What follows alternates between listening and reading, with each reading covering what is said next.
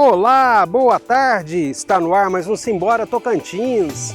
E essa semana a gente vai acompanhar a segunda parte da nossa visita ao Jalapão. Zeruia Magalhães vai falar um pouco sobre o Dia da Criança. E você tem problemas com a insônia?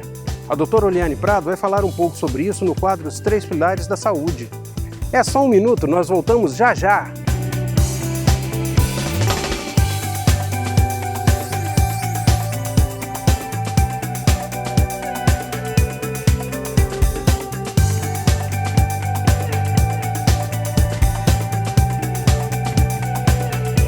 Muito obrigado pela sua companhia e pela sua audiência em mais esse dia de Simbora Tocantins. E hoje nós vamos conhecer um pouco sobre as histórias do Jalapão. É a segunda parte da nossa matéria.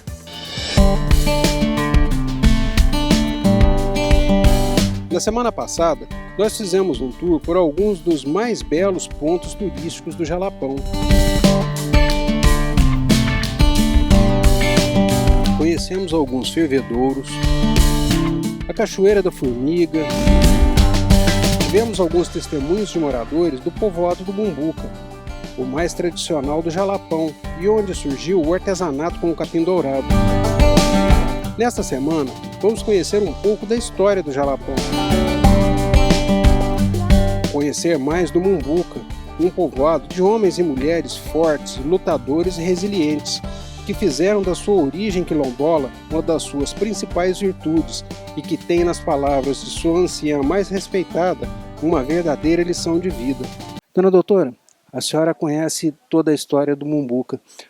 O que foi o Mumbuca de ontem e o que é o Mumbuca de hoje? Tem uma diferença, porque o Mumbuca antes não tinha o movimento que tem hoje. Então hoje o Mumbuca está alta.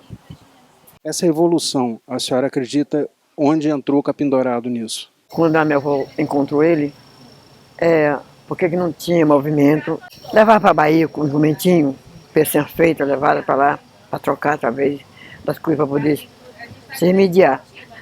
E quando o Jalapão foi emancipado, foi levando o prefeito de Mateiro, sabendo que a Mumbuca era artesanato, onde foi resgatado encontrar o capim dourado, com esse movimento de Mateiro emancipar, o prefeito interessou levar as artesãs de Mumbuca para a Feira de Fecoarte, levando o conhecimento e nesse meio trazendo também o recurso. Nesse controle que Mumbuca foi divulgando, Mumbuca foi encontrada através do capim dourado, aonde que Mumbuca fica, que Mumbuca foi conhecida, está conhecida muito longe, através do capim dourado. E para a senhora, na vida da senhora, pessoalmente, o que significou o capim dourado? Vida, alegria, paz, harmonia, tudo o capim dourado fez. Essa parceria, esse conjunto de bênção para a nossa comunidade, nossos familiares. Como a senhora vê essa transferência? A senhora aprendeu da sua mãe e agora a senhora está vendo as criancinhas crescendo e aprendendo essa arte? O capim dourado, ela é uma arte de tradição em tradição. Minha avó, foi um segredo com Deus, com minha avó, e a minha avó morrendo, ficou a minha mãe, Dona Miúda, com a bandeira do trabalho, ensinando parente, filha, neta, vizinhança, aonde que você vê o capim dourado no mundão de hoje, mas você está na comunidade onde foi o encontro da minha avó com esse capim aqui no povoado de Mumbuca. Um pedacinho do Mumbuca vai junto? Vai junto. Então o capim dourado, para nós, é um recurso, é uma herança fundamental. É o prazer, a alegria, chama atenção, chama reunião, o capim dourado.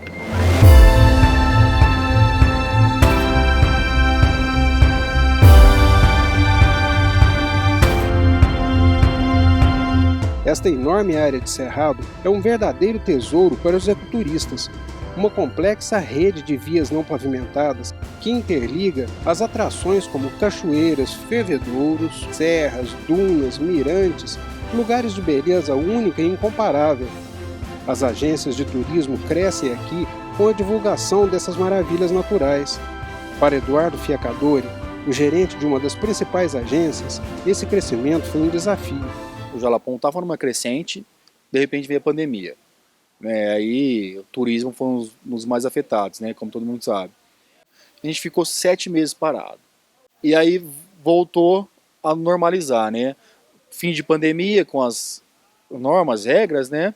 E com isso, como a fronteira estava fechada, o índice baixo no Jalapão de casos de Covid e tudo mais, o pessoal procurou, né, o ecoturismo, né?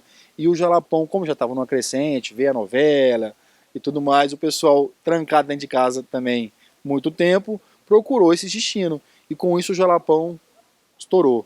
Essa estrutura teve que ser criada às pressas. Exatamente. A gente não estava preparado, né? No todo. O Jalapão não tinha hospedagem suficiente para o pessoal, restaurantes, não tinha tanto atrativos, entendeu? Se a gente for pensar aí da pandemia para cá, aumentou muitos atrativos. Então, com isso, todo mundo teve que se reinventar, né? Porque o turista estava aqui, como que a gente ia? Temos que servir, né? Como se diz. E aí foi tudo assim, ó, acontecendo assim, tal, tudo nas pressas, mas hoje pode ver, hoje a gente está com uma estrutura bem melhor do que há 2 anos atrás da pandemia, né? Mas junto com o desenvolvimento, sempre vem outras questões. A segurança é uma delas. E a gente está conversando agora com o Major Bernardes, ele é o responsável pela segurança aqui na área do Jalapão. Todas as cidades, né, ela tem policiamento efetivo o ano todo, que cobre cada município, né, tem a sua equipe de policiamento o ano todo, e tem também o patrulhamento turístico, como a região de destaque, né, no nosso estado, cenário nacional até internacional, nós temos uma equipe de patrulhamento turístico que é itinerante e que percorre todas as cidades e os pontos turísticos do Jalapão. É uma área imensa. As viaturas são especializadas para esse tipo de patrulhamento. Como é a preparação para um policiamento especializado assim? Na Polícia Militar a gente tem diversos tipos de patrulhamento, né? Para cada especialidade existe um curso preparatório. No caso do policiamento turístico, né, um curso em torno de 30, 40 dias, né, que os policiais são preparados para lidar com o turista, levar informações, é um policiamento diferenciado, né? Além do patrulhamento turístico, na região a gente tem também patrulhamento tático, que percorre todas as cidades, é uma outra modalidade de policiamento voltado a outro público, né? E para cada especialidade de policiamento a gente tem a especificidade dos policiais. Polícia Militar sempre está junto? Sim, nos diversos municípios do estado, atuando de acordo com a necessidade.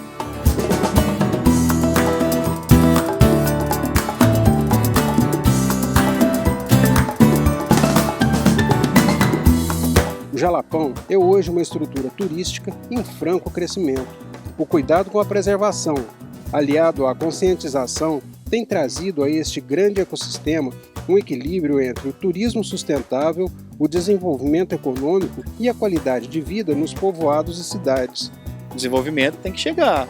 Então a gente só tem a agradecer, cara. Só tem a agradecer porque o turista precisa vir, sabe por quê? Precisa conhecer a história do povo daqui dessa região. É ou não é? Precisa. A gente precisa valorizar essa cultura. É ou não é? Essa natureza bela. Hoje o acesso está muito mais fácil, né? Entendeu? Então hoje a gente sai de Palmas, a gente hoje com 4 horas, 3 horas e meia, 4 horas, a gente está dentro do fervedouro. A gente tem que mudar a cabeça do tocantinense, cara. O tocantinense vamos ter que dar valor, tem que dar valor nesse paraíso aqui. Venham, procura uma agência, um guia, entendeu? Vem ciente mesmo do que vocês querem.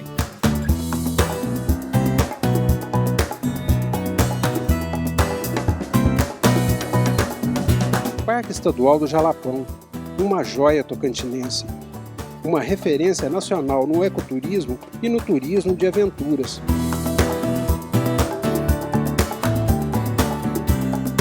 Entre águas cristalinas, dunas, cachoeiras e um pôr do sol indescritível, um convite a sensações únicas e inesquecíveis.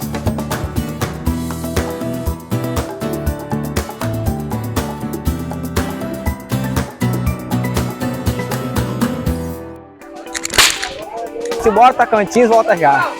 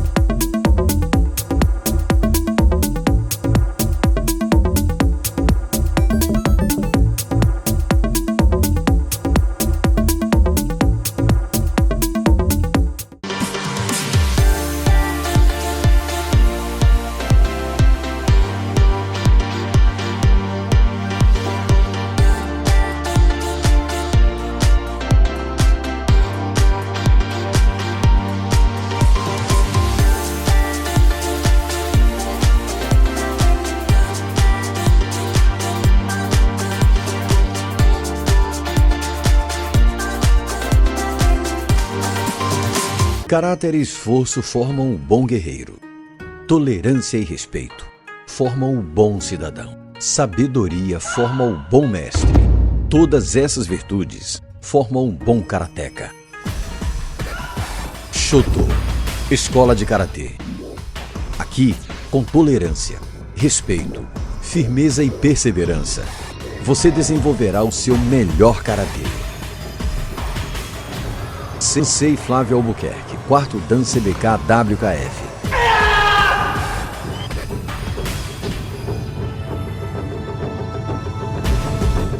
Shoto Escola de Karatê, a casa do guerreiro.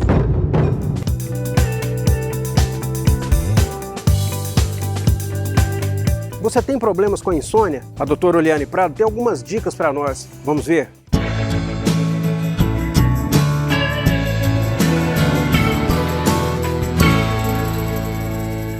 Boa tarde, pessoal. Mais uma vez aqui para falar sobre saúde com vocês.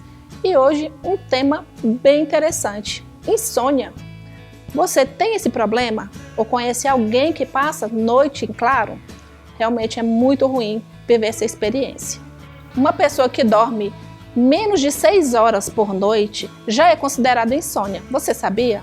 Existem várias causas da insônia. Entre elas, a gente pode destacar a intoxicação. A intoxicação pode levar a N problemas de saúde, entre elas a insônia, a depressão, a ansiedade, a pressão alta, entre várias outras patologias. A vitamina D também é uma das causas da insônia e também a deficiência de magnésio. Como nós aqui no Brasil não temos solo vulcânico, o nosso solo é muito pobre em magnésio. Por isso é muito necessário a gente pensar em suplementar o magnésio. Por exemplo, o magnésio a gente tem uma gama deles, mas no caso da insônia propriamente dito, eu recomendo o magnésio treonato, principalmente para aquele paciente que tem pensamento acelerado ou tem problemas neurológicos. Mas se o seu problema é intestinal, eu gosto de recomendar o magnésio biciclinato. Para a gente escolher o nosso magnésio, a gente tem que observar também muito a questão do paciente, da queixa dele, né? Se é uma queixa emocional ou se é uma queixa de intestino, porque o intestino é o nosso segundo cérebro que produz a nossa serotonina, que é precursor, então, da melatonina. Olha, um dos aminoácidos também que pode contribuir para uma excelente noite de sono está o complexo B, principalmente a B6, a B9, a L-teanina também é maravilhosa. O 5-HTP também é um grande aliado nessas questões de insônia. Temos também a própria melatonina, mas a gente precisa observar, no caso da melatonina, se a pessoa ela tem dificuldade de iniciar o sono ou se ela tem dificuldade de manter o sono. Porque se ela tiver dificuldade em manter o sono, por exemplo, ela dorme e lá no meio da madrugada ela acorda. Então não adianta a gente usar aquela melatonina só para induzir. A gente tem que usar uma melatonina numa cápsula de liberação longa, para que essa pessoa não passe mais uma noite em claro, que isso ao longo do tempo traz grandes problemas de saúde, né? É realmente até incompatível com a vida de uma pessoa que não consegue dormir. E muitas pessoas pensam que o sono É um sono leve quando a gente se deita, depois ele fica um sono profundo e fica leve novamente quando a gente acorda. E está muito enganado. O sono, a gente precisa de 5 ciclos do sono para a gente realmente ter a nossa saúde, o nosso sono for reparador. Então são 5 ciclos de sono. Então ele fica leve, pesado, leve, pesado, leve, pesado, 5 vezes. Por isso que precisamos ir para a cama mais cedo, em torno das 10h30 da noite, para que a gente consiga então cumprir esse ciclo, esses 5 ciclos e ter uma noite realmente que nos repouse. Mais uma super dica aqui para você ter uma excelente noite de sono: a atividade física, principalmente a atividade aeróbica. Ela vai facilitar o seu sono, pois a atividade aeróbica ela oxigena o cérebro, melhora a função dos neurotransmissores, que são responsáveis também pela serotonina e, mais uma vez, pela melatonina. Então, faça atividade aeróbica para ter uma excelente noite de sono. Quando eu for falar sobre osteoporose, talvez a atividade física recomendada seja outra, seja atividade resistida àquela musculação. Mas isso vai ficar para um outro dia. Hoje em dia está muito comum as pessoas usarem remédio controlado para dormir. E não somente para dormir, infelizmente. As pessoas hoje estão usando remédio para acordar, para dormir, para malhar, para namorar, para se relacionar, né, no meio social. E nós precisamos fugir dessa tendência aí desse mundo moderno. Nós temos também os fitoterápicos que têm nos ajudado também para ter uma qualidade de vida e de sono. Por exemplo, a passiflora, o mulungu, a valeriana. E nós precisamos usar e cuidar da saúde dessa forma mais natural. E outra coisa, pessoal, precisamos enfrentar os nossos problemas de frente. Nós temos uma grande arma, na verdade, que é a armadura de Deus na nossa vida. E se você ver lá em Efésios, a armadura de Deus, ela contempla toda a parte do nosso corpo, menos as nossas costas. Sabe por quê? Porque nós devemos sim enfrentar nossos problemas de frente. Então, essa é a dica de hoje. Que vocês tenham um excelente final de semana e que Deus os abençoe.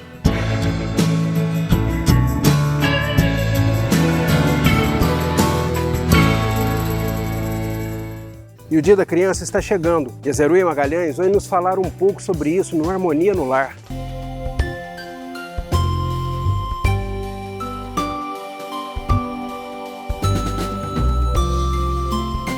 Olá, tudo bem com vocês? Hoje nós temos um tema especial para tratar no nosso programa. Estamos na semana do Dia da Criança. Que dia especial, né? É um dia que mexe com toda a família. Como é que é aí na casa de vocês? Vocês gostam de comemorar? Saem para passear com as crianças, para ir num parque, no clube, na praia. Algumas famílias trocam presentes, né? Dão presentes para as crianças. Enfim, é uma data muito alegre. E nós temos que falar sobre essas pessoas que são seres especiais que Deus nos deu, né? Deus nos presenteou com essas pessoinhas pequenas que chegam na nossa casa para nós cuidarmos, né? Ele nos confiou essas almas eternas para nós cuidarmos, para nós ajudarmos elas a se desenvolverem, né? Virarem seres humanos íntegros, completos. E tudo isso vai acontecer no aconchego do nosso lar, sob os nossos cuidados. É uma responsabilidade muito grande que Deus nos confiou, né? E que coisa maravilhosa! A primeira coisa que eu quero dizer para os pais e familiares e todos aqueles que cuidam das crianças é que nós precisamos conhecer cada um deles. Uma criança não é igual à outra. Elas são diferentes, cada um já nasce com o seu jeito de ser, né? Cada um tem o seu temperamento, as suas características próprias. E nós conduzimos melhor a educação dessa criança se nós paramos para enxergá-la, enxergar suas necessidades peculiares para saber cuidar delas. Então, é o nosso dever fazer essa orientação e tudo baseado no que a criança é, né? Às vezes uma criança vai exigir uma coisa que outra criança não vai exigir na sua educação. Outro conselho, nunca brigue com a criança antes de ensiná-la. Às vezes ela faz uma coisa, ontem aconteceu comigo. Minha filha foi dar banho na boneca, numa bacia que tinha, e ela saiu desse banho com essa boneca e levou a boneca para cima da cama dela, toda molhada, ainda suja de sabão, com um pano, uma toalha que ela tinha usado na bacia, que encharcou o colchão dela, estava tudo cheio de água.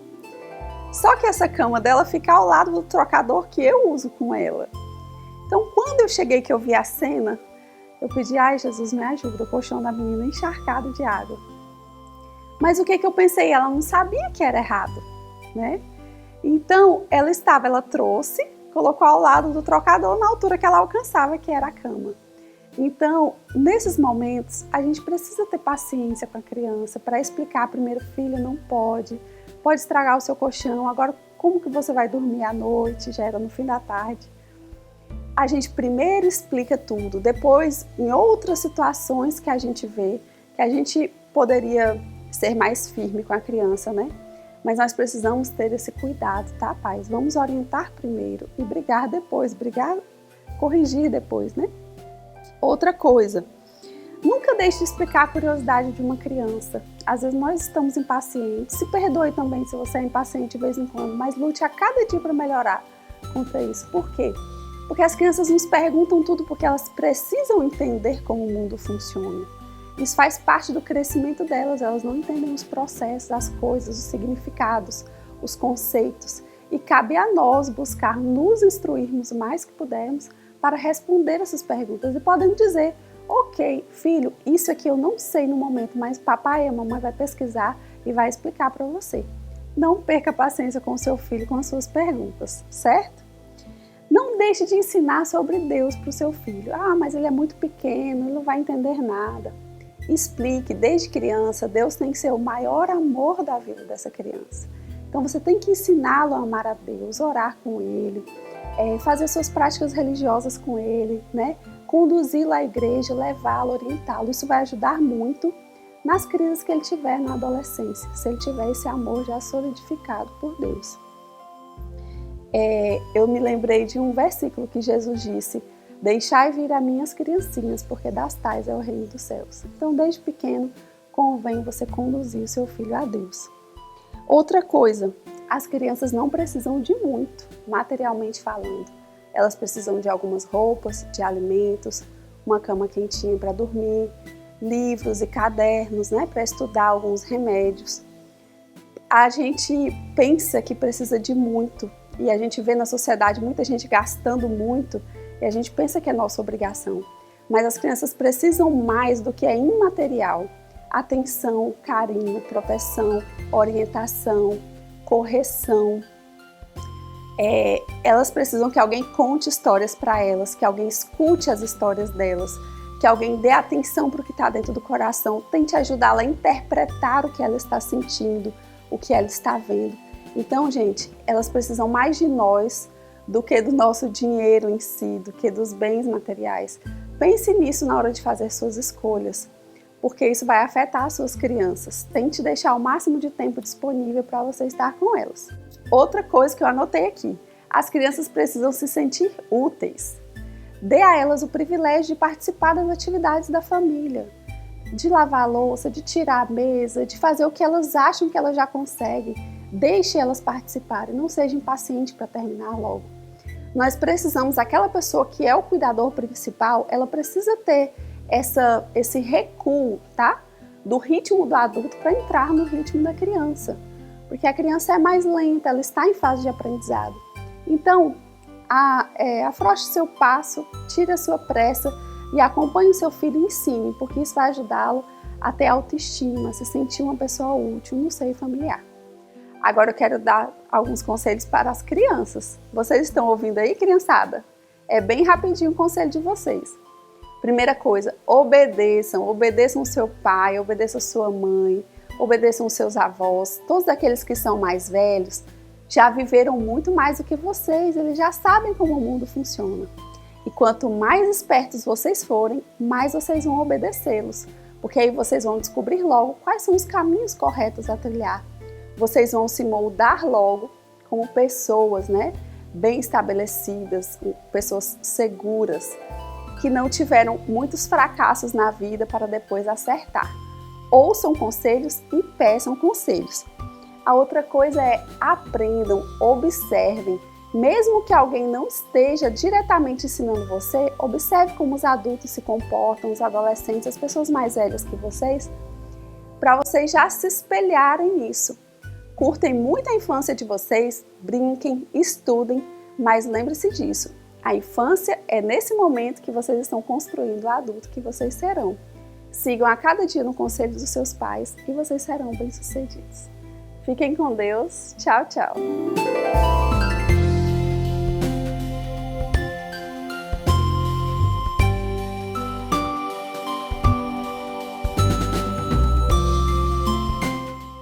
E chega ao final de mais um Simbora Tocantins. Muito obrigado pela sua companhia e pela sua audiência. Até semana que vem, se Deus assim nos permitir. Tchau, fiquem com Deus.